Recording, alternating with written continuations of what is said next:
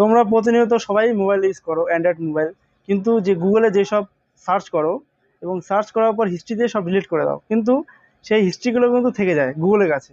এবং সেই হিস্ট্রিগুলো কি করে চেক করবে তোমাদেরকে আমি দেখাবো আজকে। আসবে, আসার পরে তোমরা গুগলে সার্চ করবে মাই অ্যাক্টিভিটি। মাই অ্যাক্টিভিটি হিস্ট্রি সার্চ করবে। সার্চ করার পরে মাই অ্যাক্টিভিটি হিস্ট্রি সার্চ করার পরে যে প্রথম লিঙ্কটা আসবে এখানে ক্লিক করবে। ক্লিক করার পরে এখানে যে ভেরিফিকেশন রয়েছে ভেরিফিকেশনে ক্লিক করবে। তোমাদের যেটা ফোনে পাসওয়ার্ড বা ফিঙ্গার রয়েছে তোমরা দিয়ে আগে ভেরিফিকেশনটি করে নিবে।